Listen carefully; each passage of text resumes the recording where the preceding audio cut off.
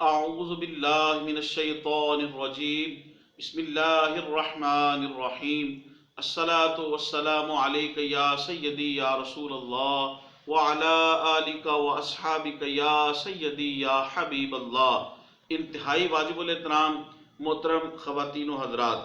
سیرت النبی صلی اللہ علیہ وآلہ وسلم کے مبارک مقدس موضوع کو آپ کے سامنے تھوڑا تھوڑا عرض کرنے کی سعادت حاصل ہو رہی ہے۔ محترم خواتین و حضرات، امام ابن حشام بیان کرتے ہیں، حضرت ابن عباس رضی اللہ تعالیٰ عنہ بیان کرتے ہیں، رسول اللہ صلی اللہ علیہ وسلم کو جب یہ معلوم ہوا کہ ابو سفیان اس وقت اسلام نہیں لائے تھے رضی اللہ تعالیٰ عنہ، یہ شام سے مال تجارت لے کر ان کا ایک قافلہ آ رہا ہے، تو مسلمان صحابہ کرام رضوان اللہ علیہم اجمعین کی مقدس جماعت اللہ اور اس کے رسول کے حکم سے یہ اس کے قافلے کو روکنے کے لیے نکلی۔ واجب الاحترام، اس سے قبل کہ میں مزید آگے بڑھوں، یہاں پہ ایک بات، ایک اعتراض اور اس کا جواب سماعت فرما لیجئے۔ کچھ لوگ اعتراض کرتے ہیں لا علم، بالخصوص مشرکین کافرین، کہ مسلمانوں نے ابو سفیان کے اس تجارتی قافلے پہ حملہ کیا۔ معزز خواتین و حضرات، آپ یاد رکھیے، اور بالخصوص جو اعتراض کرتے ہیں وہ آپ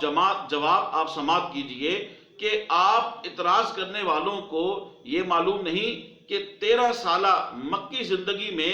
کفاران مکہ اور مشرکین مکہ نے کس قدر مسلمانوں کے اوپر ظلم و ستم کیے، کون سا ظلم ایسا نہیں تھا اور کون سا ایسا جبر نہیں تھا کہ جو کفاران مکہ نے اور مشرکین مکہ نے مسلمانوں کے اوپر روا نہ سمجھا ہو، جائز نہ سمجھا ہو اور مسلمانوں کو تختہ مشق نہ بنایا ہو۔ پھر مسلمان صحابہ کرام رضوان اللہ علیہم اجمعین کی مقدس جماعت اپنے دین، اسلام، ایمان اور اپنی جان کو بچانے کے لیے جب حبشہ کی طرف ہجرت گئے تو وہاں پہ بھی چین سے نہ بیٹھنے دیا، وہاں پہ بھی تنگ کیا اور نجاشی کے پاس پہنچ گئے اور ذلیل رسوا ہو کے واپس آئے، اور یہ کفاران مکہ۔ اور پھر جب مسلمان اپنا گھر بار، رشتہ دار، یہاں تک کہ حرم شریف کو، حرم مکہ کو چھوڑ کے، بیت اللہ کو چھوڑ کے، بیت اللہ کی زیارت کو چھوڑ کے، اور یہ آب زمزم کے جام جو ہیں اس کو چھوڑ کے جب صحابہ کرام رضوان اللہ اجمعین کی مقدس جماعت مکہ المکرمہ سے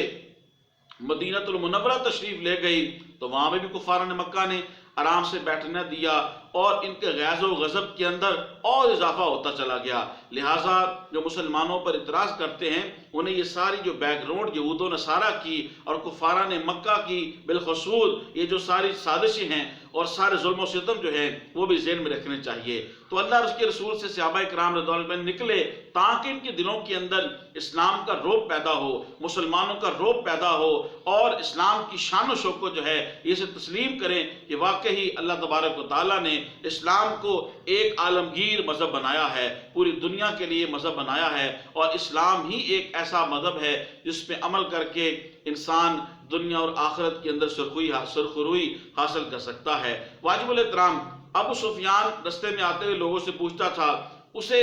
چند شاہ سواروں نے بتایا کہ صحابہ کرام رضوان اللہ علیہم اجمعین کی جماعت جو ہے وہ تمہاری طرف آ رہی ہے۔ ادھر ابو سفیان رضی اللہ تعالیٰ عنہ یہ بھی اسلام نہیں لائے تھے اور یہ بھی بڑے زیرک تھے، انہوں نے فوراً جو ہے زمزم بن عمر الغفاری کو مکہ روانہ کر دیا، اس لیے کہ جا کے مکہ والوں کو خبر دو کہ وہ ایک لشکر اکٹھا کر کے لائیں یا جس طرح بھی آنا چاہتے ہیں وہ آئیں اور اپنے مال تجارت کو بچائیں اور مسلمانوں سے بچائیں۔ چنانچہ زمزم بن عمر الغفاری جو ہے وہ جب مکہ المکرمہ پہنچتا ہے تو عرب کے اندر ایک رواج تھا کہ جب غم کی یا بری خبر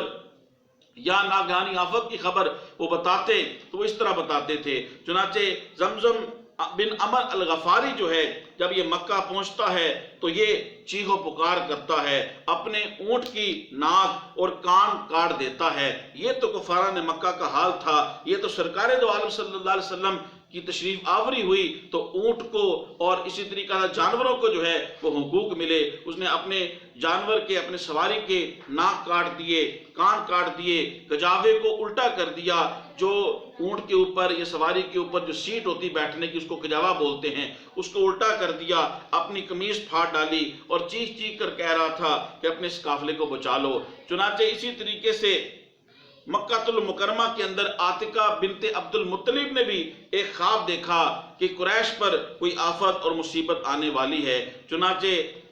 مکہ المکرمہ کے کفارہ نے مکہ نے جو ہے بڑے جوش و خروش کے ساتھ تیاری شروع کر دی۔ چنانچہ جب ادھر حضرت ابو سفیان رضی اللہ تعالیٰ عنہ اس وقت اسلام نہیں لائے تھے، تو ابو سفیان نے رستے کو بدل کے جو ہے وہ تیزی کے ساتھ جو ہے چلنا شروع کر دیا، اور یوں وہ صحابہ کرام رضوان اللہ علیہ مجمعین کی مقدس جماعت کی پہنچ سے جو ہے وہ بہت دور نکل گیا۔ چنانچہ اب اس نے دوبارہ قیس بن امرا القیس اس کو جو ہے پیغام دے کر بھیجا کہ مکہ والوں کو کہو کہ اب آنے کی ضرورت نہیں، میرا مال اور ہم سب بخیر وفیت ہیں اور ہم مکہ واپس آ رہے ہیں۔ لیکن کفارہ نے مکہ، مشرکین مکہ، بالخصوص ابو جہل جو تھا، اس کی بدبختی کا اور تکبر کا یہ عالم تھا کہ اب ہم مسلمانوں کو معاذ اللہ تہس نحس کر کے رکھ دیں گے اور مسلمانوں کو خاک و خون کے اندر ملا دیں گے اور اس مٹھی بھر جماعت کو تہس نحس کر دیں گے۔ اور یہ خواب دیکھ کے ابو جہل بدبخت جو ہے اس نے کہا اب ہم پیچھے ہٹنے والے نہیں ہیں۔ پھر وقت نے دیکھا جب بدر کے اندر آتا ہے تو اللہ تعالیٰ اس غرور اور تکبر کے کوہ پیما کو کس طریقے سے مٹی کا ڈھیر بنا دیتا ہے، اور کس طرح ذلیل و رسوا ہو کے کفاران مکہ اور بالخصوص سرداران مکہ، خصوص بالخصوص ابو جہل جو ہے وہ کس بے دردی کے ساتھ اور کس جو ہے